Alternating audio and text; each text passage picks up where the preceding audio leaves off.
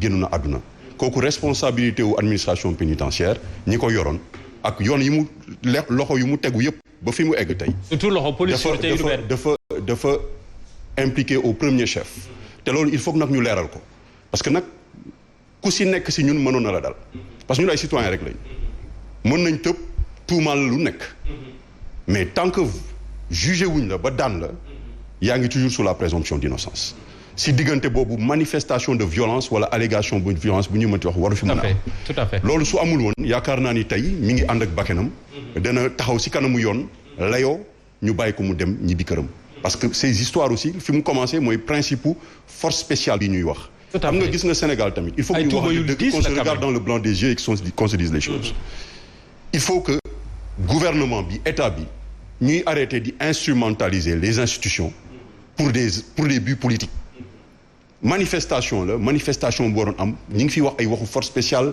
beneen jour yaa ngi dégg benn rebelle bu jógee fële moi je suis au Sénégal depuis quand parce que déjà fii force spéciale bi dafa rëy mosuñu dégg kenn ku ñu fi wax rebelle ñu arrêté la mais di bëgg instrumentaliser des affaires yoo xam ni dafa sensible dëkk nag kenn du ko yor si violence ak si terreur parce que combat yi dañ ko mëne Macky Sall balaa muy yéeg dañu xeex pour moom mu yéeg nous on s'est battu nous tous on était là donc mënul xaar ba ñëw tey ñu dénk suñu nguur à loolu même fi mu nekk nii li ko desee bareetul defe naa li mu war a def mooy mu rafetal ndem bi plutôt que ñuy dugg dans des travers yi nga xam ni day delloo dëkk bi ci instabilité boo xam ni dafa nekk instabilité politique instabilité économique également parce que dëkk boo xam ne ni dañ lay dugal prison suba ñu leen nga dee nga mais loolu ça pose problème donc nous réclamons réellement que mu am ay investigation pour que ñu mën a faire la lumière sur toute cette affaire weesu na boobu tamit am na ki ñu ne dafa évadé wu loolu tam nañ ko leeral parce que man maa ngi commencé woon di déglu la conférence de presse de l'administration pénitentiaire jeexaluguma ko mais il faut que ñu leeral loolu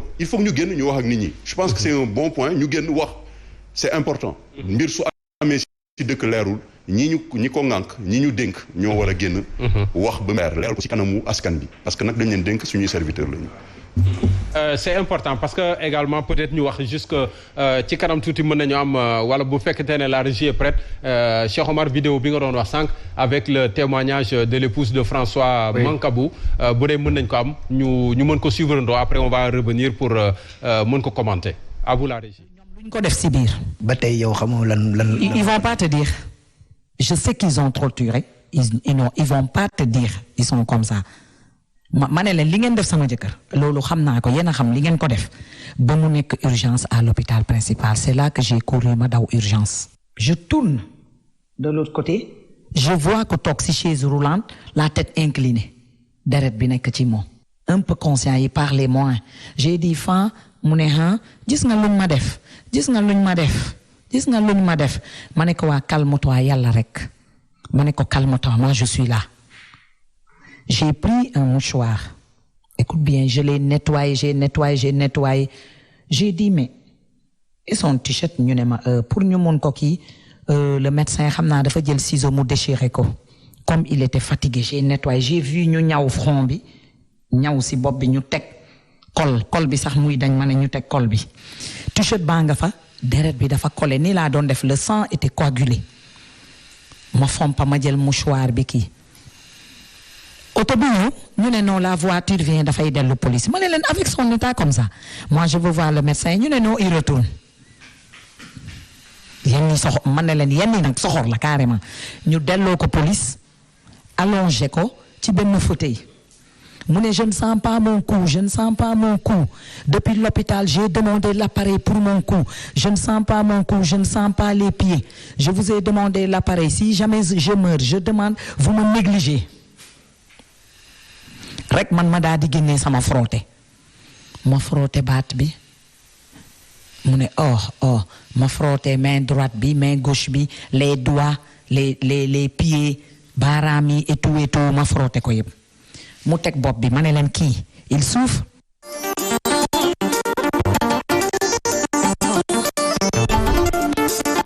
mbokk mbokki téléspectateurs yi mbokki auditeurs yi mbokki internautes yi mu nekkoon soxna si nga xam ne moom lañ doon déglu sànq di Clémentine Coly mi nga xam ne mooy soxna su François Mancabou mi nga xam ne moom la ñuy waxtaanee ay mbiram te ñu xëy dégg ne ñàkk na bakkanam ginnaaw ba ñu ko yóbboo interné ko ci hôpital principal bu Ndakaaru un premier commentaire peut-être ku ci am abi rapidement peut-être kàddu yu daw yaram la également. oui mais femme bi sax dafa am sérénité ak ngëm.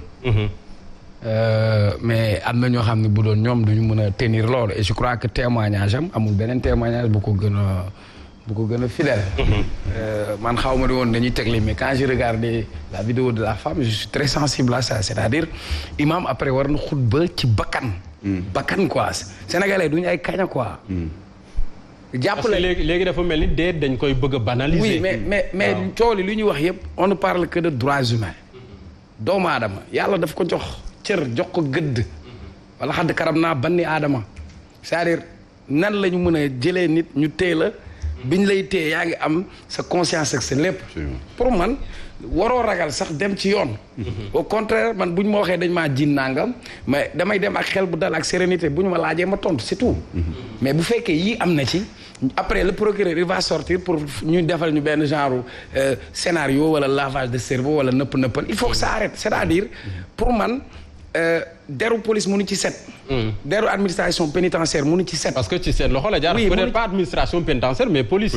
parce qu'il n'était pas sous mandat de dépôt. au moment où ñu nan la ñu mën a waxee ni dafa am ku ñu jàppoon dafa feebar ñu bind ay pathologies graves après. ñu ne loolu nañ ci ñëwaat. je donne l'exemple ñu ne évadé na ce petit pays Sénégal nga xam ni boo fi defee crime tey ci guddi balaa ngay fanaan sa kër ñu dem jëli la. il faut qu'on arrête de se jouer de nous. il faut qu'on arrête de jouer sur la vie des Sénégalais c'est-à-dire dañu dem ba dañu banaliser bakkan moi je le dis 2021 ci ay manifestation am na ñu décédé nañ ko leeral ñu xam décès yooyu fan la jóge fan yee ñu génn rek tam am na ñu ci ñàkk bakkan. waaw mais ba tey duñ ci wax.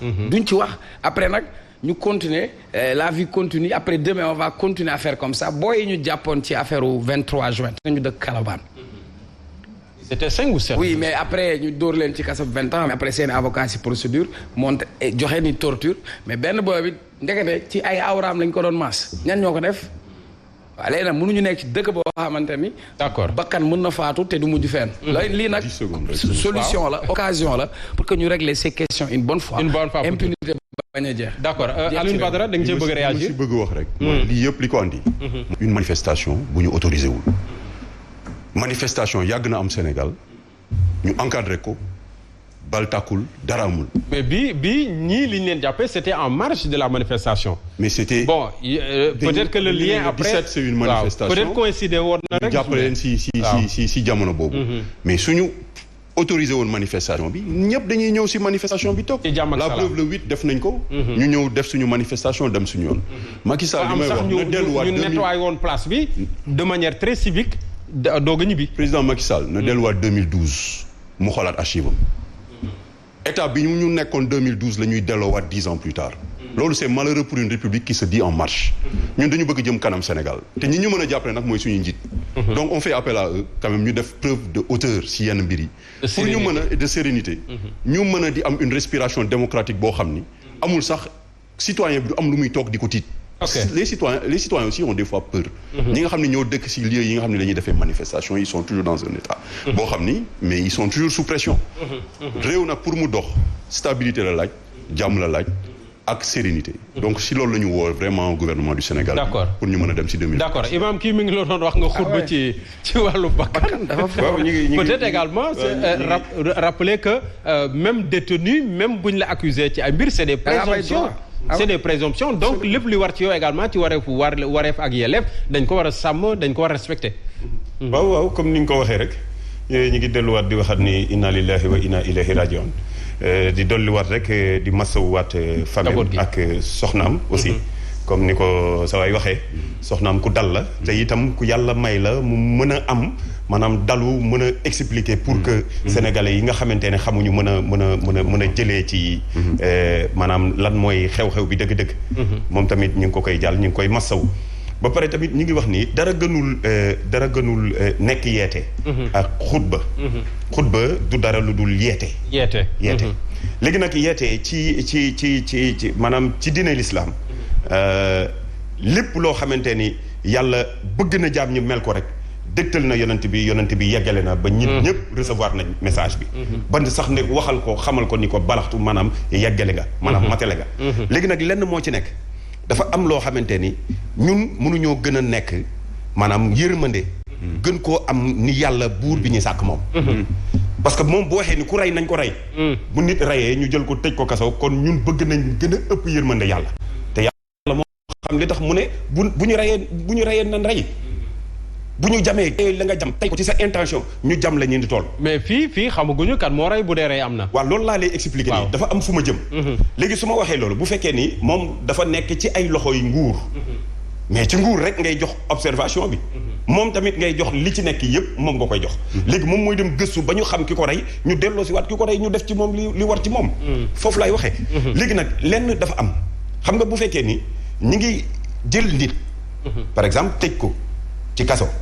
wala ñu jël ko mettre ko en garde à vue jël nañ ko ci benn quelconque police wala ci benn administration policière ou kii bu mënti nekk ñu teg ko fa ndegés ni ngir que ñu mën koo àtte kon kooku nguur mi ko jël teg loxo ci moom moo war a def surveillance bu leer ci moom pour lépp lu ko dal moom ngay delloowaat mbir mi doo ko delloo kenn parce que moom nga koy delloo parce que moom moo ko téye loxoom ci moom la nekk kon bu dee ak lépp lu ko mënti dal moom rek ngay teg accusé doo teg keneen accusé parce que moom moo ko téye léegi nag problème boobu nga xam ne am na nguur moo ko war a lijjanti ba mu dem ba à la source ba ñu lijjanti ko ba xam kii moo ko lii wala lii moo ko dal ñu delloo si ko remonté ko ba mu yegg si nag ñu wax ni que ni diw bii kat bi mu amee lii ko dal xam nga sa waa ji léegi muy wax léegi Cheikh Omar yaa ngi wax léegi ci autopsie c'est très normal ñu gëstu càmbar xam affaire bi na la demee waaw moom lan moo ko dal parce que soxna si mi ngi wax ni bopp bi dafa xar dem na ba deret ji sax dafa dem ba